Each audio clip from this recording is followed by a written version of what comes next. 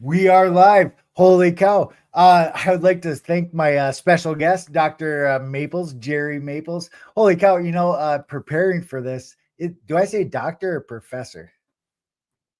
Doctor's fine. Or Uh, or you just call me Jerry. awesome. Well, which is what I do. I wasn't sure what Yeah. the formalities are. Holy cow. This is easy to read deep thoughts. And our episode this week is Hidden Helpers. And oh my gosh, this is a deep one. Jerry and I were just talking a second ago, and this one kind of it hurts my heart to think about a bit. Holy cow. So I'm going to do an introduction. I'm going to ask Jerry to introduce herself, and then we will describe the structure of the show a little bit, and we will dive right in. My name is Jonathan Geyer. My first noteworthy note is I helped implement a health information exchange for the state of Minnesota. And in that opportunity, I was stationed in St. Cloud, VA. And that's going to be pertinent to this conversation because I saw thousands and thousands of caregivers. Yeah. Yeah, and oh my gosh, I'll dive into it after the introductions, but my observations this was years ago. The observations I made at that time stayed with me. And they as I was writing this newsletter, they came up. Like I got goosebumps as I'm talking about it right now. Second noteworthy note is I coach a boxing class here locally. And when our class filled up, we started streaming them on YouTube. And I was figuring similar to church service, when my wife and I can't go, we watch it at home. Well, we started streaming our practices for the same reason, to help out people that weren't able to make it, and that's turned out to be a big deal. We crossed 500,000 views last night, so awesome. Jerry, could you introduce yourself? Yeah, absolutely. Well, first and foremost, thanks, Jonathan, for allowing me the opportunity to come on today and talk to you about something that's near and dear to my heart. Yes, ma'am. Yes, I am a educator as well as a nonprofit leader, and most importantly, I am the wife of a wounded Iraq veteran, my husband Robert, and the mom to two wonderful grown kids who were hidden helpers growing up, and soon to be a grandma. So, really excited about that. Oh my gosh, I didn't know. Awesome. Yeah, yeah. Breaking news. Sweet. Additional context. I've presented to your class a whole bunch of times, and I believe one of our last conversations, I got to help your son, or I spoke with your son for a little while about his next career opportunity or whatnot. Super cool. Super cool. Yeah, yeah, absolutely. Super cool. You're super cool, Jonathan. Yeah, awesome. It's because I'm wearing a tie. Yeah. Hidden helpers. Let's just dive right in.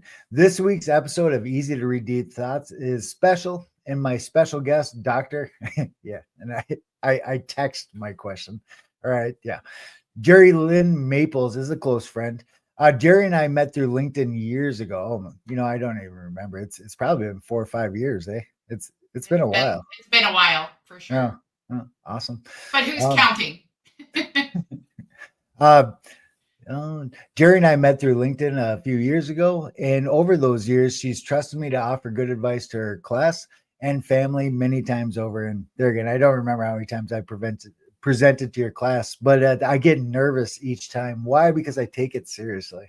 Like it's kind of like coaching, presenting to college kids, and the presentation I do in my boxing class. They're very similar. I take it seriously, right? Like I care about what the output in their minds is, or the how my input changes their perspective output. Yep. Hidden helpers. I know Jerry's background, but I won't share much in this newsletter, and instead set the stage for her to share personally live this Friday at 12 p.m. Link in the comments below. What I can and will speak to now is my experience and the caregiver observations I made over the 4 years I worked as a veteran health information exchange coordinator for the St. Cloud VA hospital. I'm going to read this next bullet point, and I'm going to ask for you to jump in. This is a big Sure. one. Okay. Carrying around paperwork is hard.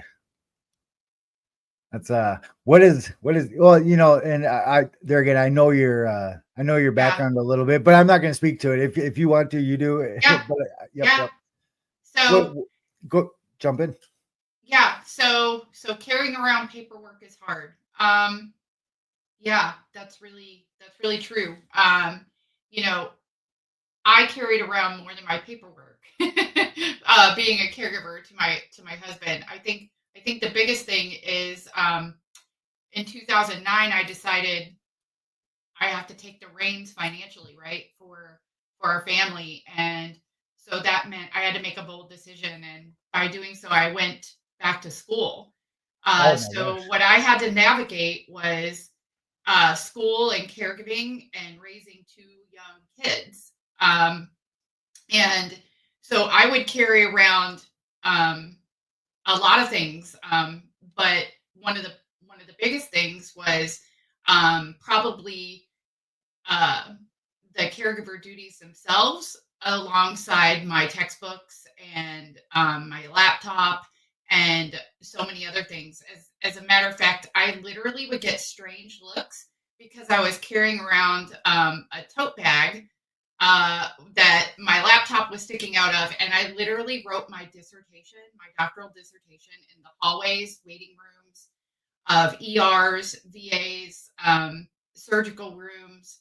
Um, and I think it had a profound influence for sure. Holy cow! How could it not? I'm still getting the goosebumps here. The empathetically walking in your shoes hurts. Right. Yeah. So think. Yeah. And when we say hidden, actually, I should point out structure of the show. So I write this newsletter independently of my guests. So Jerry hasn't seen this yet. And that's important because what I write is my personal take, and it's kind of a setup for Jerry to add to it, to correct it, to speak to it. And Sure. it's to foster good conversation. So yeah, I speak to some of the. I haven't been a caregiver for somebody that was injured. I'm a parent. I have two daughters, and when I empathetically try to walk in your shoes, that's the association that I'm placing on it. Me as a parent taking care of my kids, but it is different, or I perceive it as being different. Like yeah. It's challenging for me to speak about because I'm making a lot of assumptions on what that was like. And I'm just, like I'm latching on to things I have in my personal experience, and then I'm trying to overlay it on top of my projection of what that was like. And I'm positive that there's massive gaps in between. Um, yeah, yeah. Yeah. Caring for my kids was hard. It was hard Yeah. enough. Yeah. Yeah.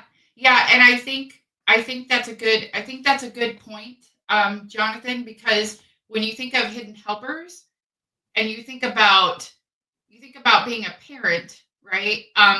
But when you think about hidden helpers, those are our young youth who are growing up with a parent who is wounded or ill, and they are actually, without many times even knowing it, providing care for their parent. So the roles are reversed, right? Oh, I think about one image that comes to mind is early on when my husband first came home. He came home in 2004. Our daughter was 7. She literally turned 7 years old that week that he returned home from Iraq. Our son was, I have to do the math here. He was 10 at the time. So very young, right? And they had to witness this change firsthand. More profound for my son than my daughter because my daughter was younger when her dad left and to serve overseas. So Shane, my son, he learned real firsthand the differences in his dad when he came home, and they grew up ages 10 and 7 with this father who had many challenges health wise, and so they grew up in the VA many times because they're early on they would go with us to appointments. And I think of one image particularly that is visible currently, and that's my daughter on the waiting room couch, doing schoolwork at the Cincinnati VA. So so that, that was their life, and oftentimes I don't even really think that I even knew they were playing a caregiver role until years later. That is that is an awesome perspective. I've never thought of it like that before. Yeah, Yeah. yeah. Super. That will likely stay with me for a little bit and circulate it in my mind. So, how Mhm. long? I forgot your husband's name. Robert. How long was Robert gone? He was gone for a total of 18 months. Holy cow! Wow. Yes, yes, he was activated in February of '03, and he didn't return home until the last week of August, or the last weekend of August in 2004. So, Oh, yeah. I am. uh, Oh, what were we gonna say? oh, I was just saying, yeah, it's profound to think about. Yeah, and this was one of the things that was so I say outwardly that I'm an empath or whatnot, and it sounds they might even be a bit egotistical to say it like that, but this was a major deal, and I haven't thought of this stuff in a long time, and it's coming back to me now here as we talk. Uh, Being at the VA hurt me, like in awesome ways and like good ways, but like being abnormal, and I say abnormally based on measuring perspective is my professional world. So I've measured my perspective against other, whatever. Uh, Hearing these stories and me empathetically walking in your shoes and thinking of my kids growing up in the hospital. You said Robert was gone 18 months. Like my kids not being around a parent for 18 months. And then when the parent comes home, it comes home with the stress or I crushed my spinal cord, and I'm overlaying that situation onto what you're describing. It's different, but it's just what I got to anchor Sure. my empathetic perception on, right? Like Mhm. in picturing that, like I feel bad for my kids empathetically walking in their shoes, trying to think of your kids, and just what a tough situation. Like, holy cow, it hurts me to think about, but what do you do? What do you do? It's just like Yeah, the way the cards are yeah, dealt, right? yeah. Well, I tell my students a lot, and because I had to find this firsthand, and I think a lot of people who watch this episode may be able to take our conversation and find similarities in their own past. Um, Life is going to be challenging, right? You're going to have obstacles, and you're going to have to overcome things that you may not even think about, right? When I got married to my husband at the age of 20, I had no idea what the future held, but I certainly didn't anticipate uh, what what we were going to be faced with later. How would you know, right? But I found writing my dissertation that way back when I was a child, I overcame obstacles, and I asked myself, where did I find the strength to go through what I was going to go through later on? And it was those things that I had to endure growing up. The daughter of a single mom, um, living in um, you know, I should say, financially challenged situations. Basically, we were poor, right? We were poor. I wouldn't change anything that I went through. I'm glad that God put me on that path, because it enabled me to deal with what I was going to be faced with later. So I often tell my students, to get back to that point, is find opportunities in your setbacks in life. What can you learn from those? How can you apply those? And that's what I did, right? I made this bold decision to go back to school in 2009, Awesome. and I applied my As an adult schoolwork. with kids, you went back to school. Right. Yeah. Yes. And and That, and I'm glad I waited. I'm glad I waited. But I applied my life to my schoolwork. So I once had a psychology professor say to me, Jerry, why do you write about the military in all your papers? And I said, that's because it's my life. It's what I know. And I want to learn more. I want to learn about PTSD. I want to learn about traumatic brain injuries. I want to learn how I can help serve my family and people that are like me, my other military families. And what I found, Jonathan, was that my kids are the same way, right? Are my two hidden helpers, my two brave, courageous kids are the same way. They find empathy in helping others. And I also found that in my research when I researched other families for my dissertation who had a similar path to mine. You know, we all were reserve or guard families, we all had kiddos. Um, Education played a role in our transition. How did we use that? How was our kids' education impacted by these caregiving duties? And I found that all of those kids, just like my two kids, were helping others. They were tolerant of difference. They wanted to give back. They wanted to take what their life experience placed upon them and use that to make a difference in other people's lives. And how amazing is that? That's just amazing. So, total coincidence. What we're talking about now is something that's been circling in my head the last couple of weeks or so. You know, going through challenging situations early. You described your childhood. And I'm aware that those situations is the foundation for empathy.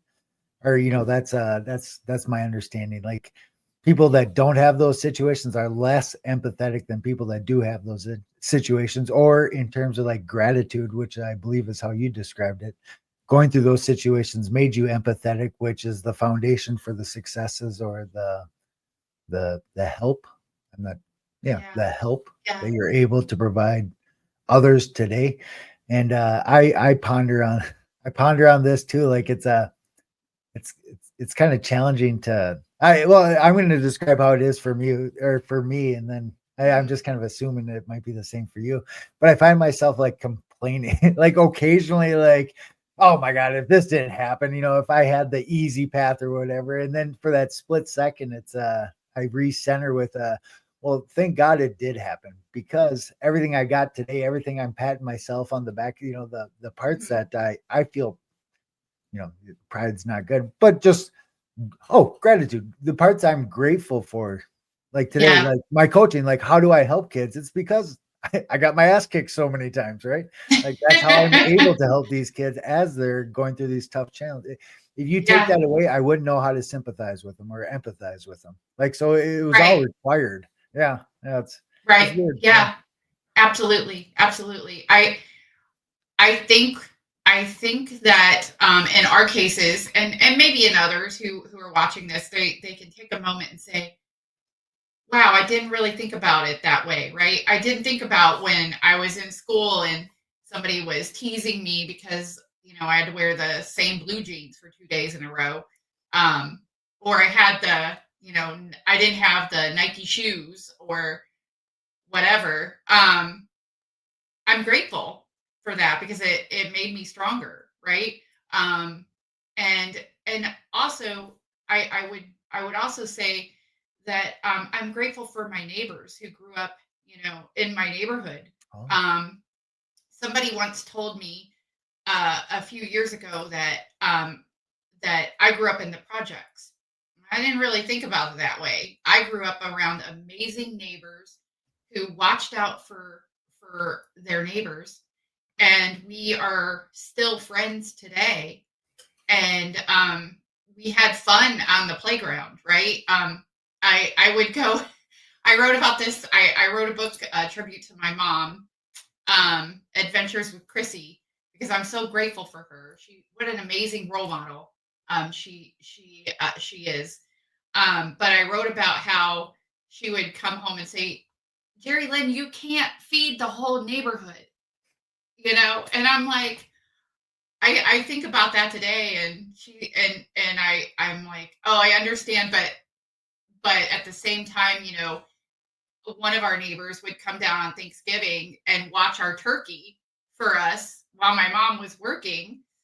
And today I'm tasked with creating the whole turkey and Thanksgiving meal for the whole family. So I was doing that when I was younger. But what memories do I have from growing up in that neighborhood? Just amazing memories of watching out for each other, giving back to each other in ways that we can. There was one neighbor that I had who he would come over and say, Chris, can I clean your house for a pack of cigarettes? So we talk about that today, but it molded who I became. And I'm grateful for those experiences. I'm grateful for the life that I was blessed with. And I don't think about it as something bad. I think about it as something good. And I'm grateful that I can, share that now with my students, to let them know that they can overcome anything that is put in their path, and our hidden helpers can too. And it's just, you take what you have, and you find opportunities. So this is a quick story. Yeah. We're working in the VA. Oh my gosh, I'm not even sure how to talk about it. Around Christmas, Christmas is a hard time for veterans. I will speak to Christmas in the VA with veterans that are stuck in the VA, that can't leave. They can't go home. They can't go anywhere else. Like, Christmas is a hard time. And would you say, have you seen that? Do you know what I'm talking about? Like, Christmas is a heart punch for a lot of guys. And I shouldn't say guys. Well, whatever. Christmas is a tough time. It's not all jolly, Yeah. happy and whatnot. In the VA, it's a bummer of a time. Have you seen that? Do you know what you're talking? And then I'll finish. Yeah. So I can't say I've seen that firsthand. But that might be because I'm trying, in my role as a nonprofit leader, we're trying to bring joy during that time. But I can understand what you're saying, that sometimes the holiday season is not good for everybody. So I totally get what you're saying. Well, yeah. So a lot of veterans, it's just like kind of like and I went around and I drank coffee with veterans. That was like, I incorporated that into my job. That's what I did. Like, I just had one-on-one. Yeah. So I heart to heart connected with a lot of people there. And not being able to leave and go to their families is depressing or whatnot. So we started the Christmas veteran group. I can't remember what we called it, but my veteran friends, people that I BS with daily, or we formed a group that would go around and they would talk to these veterans that were the in-house veterans, the inpatient veterans. We made a point around Christmas to do loops and just go sit, like, no forced conversation, just be present with the veterans that couldn't go home. And we called it I think it was like the Christmas group or whatnot. Well, whatever. It was a big deal that nobody would really know about. I told Paul Lawrence, who he was the undersecretary for benefits at the time, back when I was doing the group. Him and I connected on LinkedIn a while ago, but I told him about that. We wrote we wrote an article together about this veteran holiday group, this Christmas group, this I don't know if caregiving is the appropriate term, but we were caring. Oh, we were caring for we made a point to go help people that weren't asking for the help. Like well, whatever. About Paul Lawrence and I wrote an article together, and President Trump just nominated Paul to be the I think he's the undersecretary of the VA. Yeah, I'm not sure, but he just yeah. And I'm bringing that story up because it's an empathetic. Holy crap, we're all human, right? Like it doesn't really matter where you are. And what we're talking about now, everybody's on the same page. Like it's very humbling. Yeah, very humbling. Yeah, and that when you talk about how you you pretty much are just bringing joy to folks who otherwise may not have had the opportunity to have that experience. And what a great thing to do.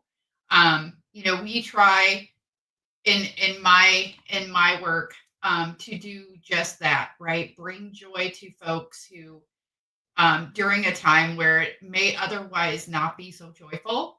And I know that it always goes appreciated, and it's a great feeling to be able to give back to others, during the holiday season or all year long, right? My daughter is one of those folks who has the Christmas spirit all year long. Like she just carries Christmas with her everywhere. And it could be January, it could be June. But I feel like we can do that all the time as a community. We can do that all the time and celebrate our veterans and other people who may just be, even in the civilian world. If you know of somebody who's going through a storm,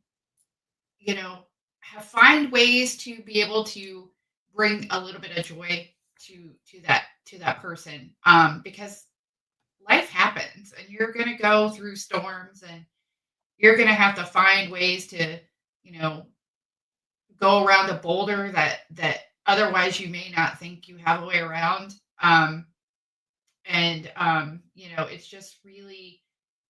It's just really a blessing when you find other people that you can help. We all have things that we can offer others. Sometimes we just don't know what those are. And just remind yourself that you do. You have ways to help others. It's just a matter of identifying how that is. I had a friend of mine. He recently just passed away, but he reminded me several years ago that in school he knew I was going to grow up to help others because I was always trying to help others in school. And I was like, I never really thought about that way, Todd, but I guess you're right. But I never really knew that about myself back then. And he happened to point that out in a conversation several years ago that I guess I had that aura of me, of helping others. And I never really knew about it until he pointed that out. So yeah. Which could tie back to your childhood story you were talking about, and the community that you were in. Your description matches your description then matches your description now. Right? Yeah, I guess it does.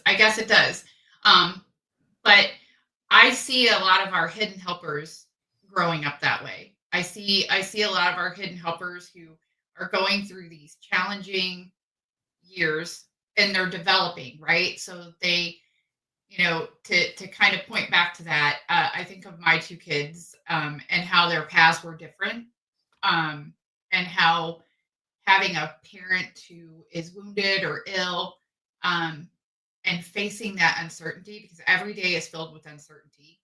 No, every single day is the same. And you wake up and think, is my dad going to be okay today? Or is my brother or sister going to be okay today? Or am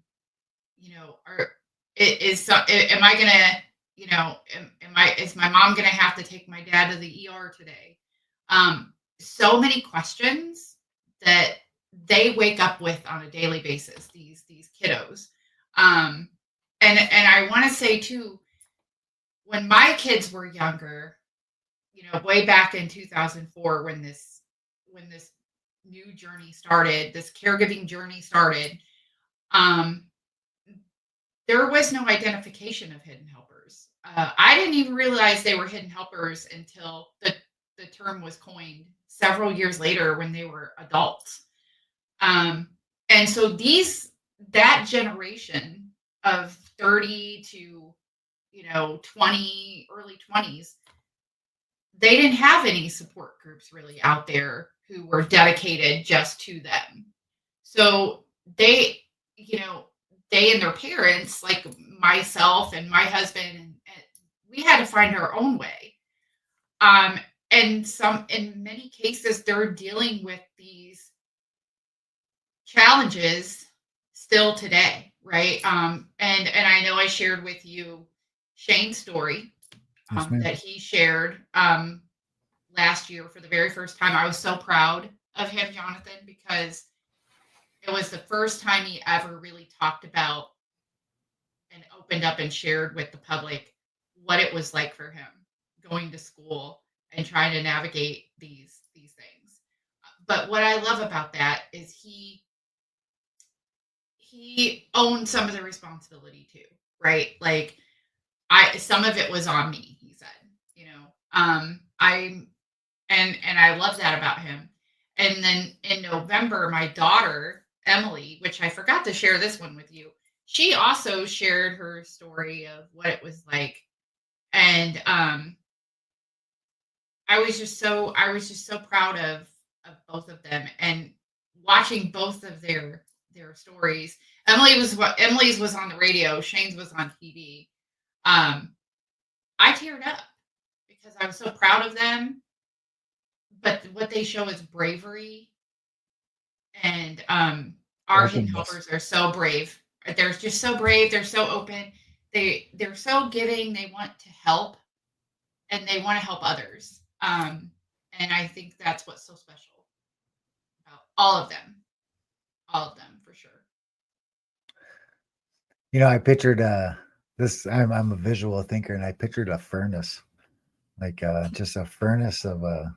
No, that's a crazy descriptive kind of word, but it's just so hard, so challenging that you get tempered. You come out stronger, Yes. right? Mhm, That's mhm. Absolutely, absolutely, you do. And you find your new path forward, right? Like we didn't ask as a family um to have this journey, right? It was placed upon us. But I think the biggest point is if you ever asked any of us, we would go do it again. We would go do it again, because we are stronger on the yes, other ma'am. side, and we're able to take what we learned on our journey and help others, because at the end of the day there's going to be other people that come after us, and we need to be there for them.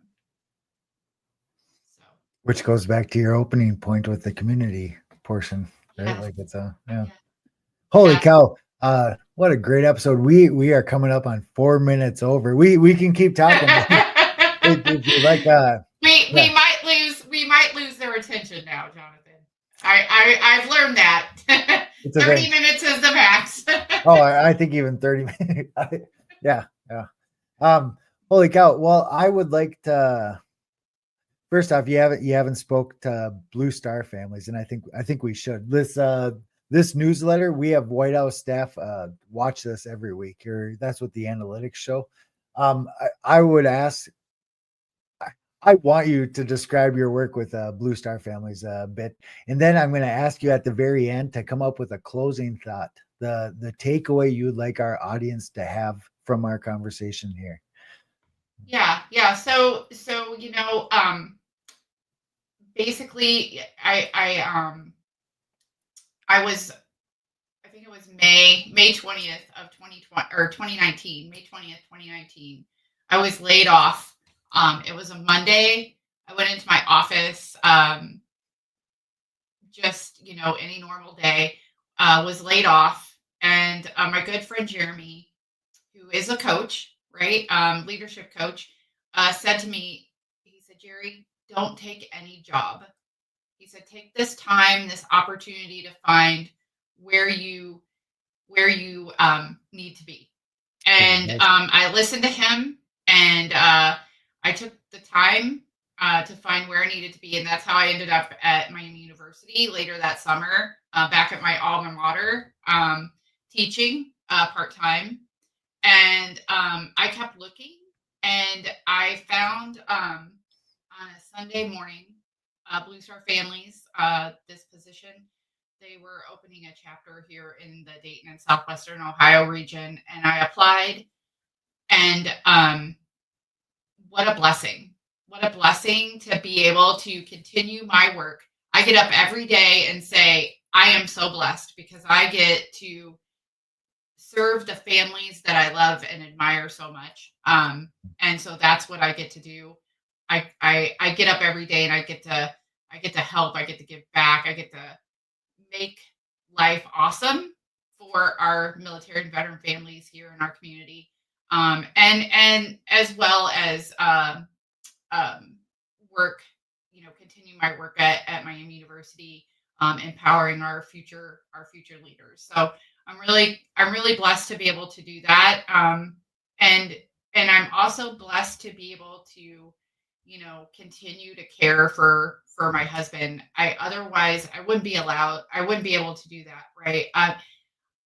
One thing that I should say about our caregivers, and I'll leave this with my final thought, is don't forget yourself. So our hidden helpers out there, our hidden heroes, who are providing care, don't forget yourself. You have goals, and you have aspirations. Find a new way, and I'm happy to help you. If you want to toss ideas, if you wanted to, if you were wanted to be a nurse, or you wanted to be some other profession, yes, you're going to be tasked with finding a new way to achieve that goal, but just think about it in a different way, right? I don't know what I wanted to do when I grew up. I'm still growing up, right? I won't say how old I am, but I'm still growing up. And I made the decision to go back to school and apply my own life experiences to that. And there are organizations out there who are here to support you, and help you continue to achieve those while you're providing care for your loved one, whoever that may be. If it's a parent, if it's a spouse, a sibling, even someone that you're not even related to. Yes, we have caregivers out there, hidden helpers, and caregivers, hidden heroes, who are providing care for their neighbors or friends because they don't have anyone else. And bless them for doing so. But don't forget yourself. Don't forget your goals. Don't forget your aspirations. You just have to be creative on how you achieve those. And they may not look the exact way that you envision them to be, but you can still reach them. So don't forget who you were before your caregiver role. You're still that person. You just have to find a new way to achieve your goals. That was a great closing thought. Holy cow. That was perfect. Visually, I was picturing water like going down a mountain and bouncing off of rocks and moving around twigs. And, because it's still, it finds its path, but it's hard to predict how it's going to get there. Yeah. Perfect. Oh, holy cow. This was an awesome episode. Thank you. Thank you for coming on. This is going to be great. Thank you. I did want to ask, so you go through and edit this, right? Oh, we're still live. We're going to end the recording now, and we'll talk to you in a second. Okay. Awesome. Thank you.